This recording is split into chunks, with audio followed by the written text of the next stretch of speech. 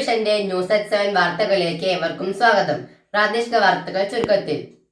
കൂടുതൽ വാർത്തകൾക്കായി നാട്ടുകൾ vision channel subscribe ചെയ്യൂ. NHM ഫണ്ട് ഉപയോഗിച്ച് കോട്ടപ്പുറം ഗവൺമെന്റ് ആശുപത്രിക്ക് പുതിയ കെട്ടിട നിർമ്മാണം ഉദ്ഘാടനം നടത്തി. നിർമ്മാണ ഉദ്ഘാടനം VK ശ്രീകണ്ഠൻ MP നിർവഹിച്ചു. വാർത്ത വിശദമായി. 1,58,00,000 രൂപ ചെലവഴിച്ചാണ് പുതിയ കെട്ടിടം നിർമ്മിക്കുന്നത്. കരിമ്പുഴ, കുമരംപുത്തൂർ, തച്ചനാട്ടുകര, കോട്ടോപ്പാടം എന്നീ പഞ്ചായത്തുകളിലെ സാധാരണക്കാരുടെ ആശാകേന്ദ്രമാണ് പ്രസ്തുത ഗവൺമെന്റ് ആശുപത്രി. നിർമ്മാണ ഉദ്ഘാടനം VK ശ്രീകണ്ഠൻ MP നിർവഹിച്ചു. ഗ്രാമപഞ്ചായത്ത് പ്രസിഡന്റ് KM ഹനീഫ അധ്യക്ഷത വഹിച്ചു. 80 വർഷത്തിലേറെ പഴക്കമുള്ള പഴയ കെട്ടിടം പൊളിച്ചിട്ട് വർഷം 1 കഴിഞ്ഞു. 2024 ഫെബ്രുവരിയിൽ തുടങ്ങേണ്ടിയിരുന്ന പ്രവർത്തനം ഇത്രയും വൈകിയത് MPയെ ഉദ്ഘാടനത്തിൽ നിന്നും മാറ്റി നിർത്തുക എന്ന ഉദ്ദേശത്തോടെയായിരുന്നു എന്ന് KM ഹനീഫ പറഞ്ഞു. ജനങ്ങളുടെ ആവശ്യം മാനിക്കാത്ത ഉദ്യോഗസ്ഥരെ പാഠം പഠിപ്പിക്കുമെന്ന് VK ശ്രീകണ്ഠൻ പറഞ്ഞു.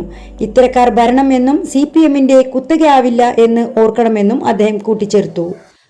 K Anas, N Sajira, EP Basheer, K Rajitha, PA Thangal, P Harigovindan, Suresh Thenginthottam, P Sethu master, P Mohanan, K Manikandan എന്നിവർ സംസാരിച്ചു. തെരഞ്ഞെടുത്തിട്ടുള്ള ഈ ഭരണസമിതികളെക്കാൾ മുകളിലാണ് ഈ ഉദ്യോഗസ്ഥന്മാരെന്നൊക്കെ ധാരണ ഉണ്ടെങ്കിൽ അതൊക്കെ വെറും വ്യാമോഹമാണ് എന്നാണ് ആ ഉദ്യോഗസ്ഥരോട് പറയാനുള്ളത്. സംസ്ഥാനത്തെ ആരോഗ്യ വകുപ്പ് അറിയാതെ ആണ് ഈ പരിപാടി വെച്ചത്. അപ്പൊ ഇവിടെ NHM ആരാണ്, HLL ആരാണ്?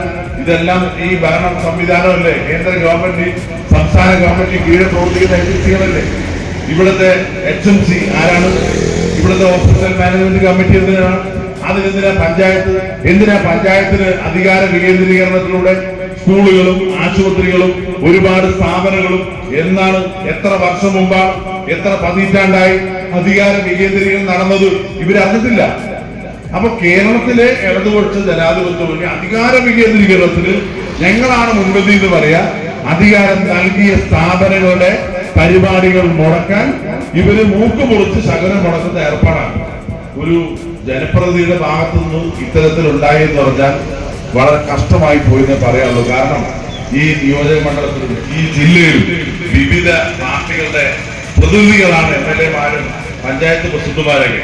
ഏതെങ്കിലും എന്റെ പാർലമെന്റ് മണ്ഡലം എത്രയോ പഞ്ചായത്തുകൾ LDF ഭരിക്കുന്നുണ്ട്. എന്റെ കഴിഞ്ഞ 5 വർഷക്കാലത്തെ ഫണ്ട് MP ഫണ്ട് കൊടുത്ത് നിങ്ങൾ നോക്കണം, കേന്ദ്രാവിഷ്കൃത ഫണ്ടുകൾ കൊടുത്ത് നോക്കണം. PMGSY റോഡും NHMന്റെ പരിപാടിയും ജലജീവൻ മിഷന്റെ പരിപാടിയും 60% കേന്ദ്ര ഗവൺമെന്റിന്റെ പദ്ധതിയാണ്. ഒരു രാഷ്ട്രീയം നോക്കാതെയാണ് പാലക്കാട്ടെ 53 ഈ ലോക്സഭയിലെ 53 തദ്ദേശ സ്വയംഭരണ സ്ഥാപനങ്ങൾക്കും MPയുടെ ഇടപെടൽ മുഖാന്തരം ഫണ്ട് ലഭിച്ചിട്ടുള്ളത്, വികസനം ലഭിച്ചിട്ടുള്ളത്. വെല്ലുവിളിച്ച് പറയാം, കഴിഞ്ഞ തെരഞ്ഞെടുപ്പിന് മുമ്പ് ഞാൻ പറഞ്ഞതാ, രാഷ്ട്രീയം നോക്കിയല്ല ജനങ്ങളുടെ ആവശ്യം നോക്കിയാണ് പാലക്കാട്ട് MP പ്രവർത്തിച്ചത്. അടിവരായിട്ട് പറയാൻ ഞാൻ ആഗ്രഹിക്കുകയാണ്. അല്ലാതെ നിങ്ങൾ തെളിയിക്കും ഏത് പരിപാടിക്കാൻ സഹകരിക്കാത്ത ചോദിക്കും. എന്നെ ഹനീഫ വിളിക്കുമ്പോഴൊക്കെ പറഞ്ഞത് ഉമ്മർ തന്നെ പറഞ്ഞത്, ഉമ്മറിന്റെ കാലാവധി കഴിയുമ്പോൾ എന്റെ നിർമ്മാണോദ്ഘാടനം നടത്തണം. കുറച്ച് സാങ്കേതിക പ്രശ്നങ്ങളും എഗ്രിമെന്റ് വെക്കലും ബാക്കിയായതുകൊണ്ട് അല്ലെങ്കിൽ അന്ന് തന്നെ അതിന്റെ ഉദ്ഘാടനം നടത്തി. ഇപ്പൊ പണി കഴിഞ്ഞു. നേരത്തെ ഹനീഫ സൂചിപ്പിച്ചതുപോലെ ആശുപത്രി പ്രവർത്തന സജ്ജമായിട്ടുണ്ടാവും.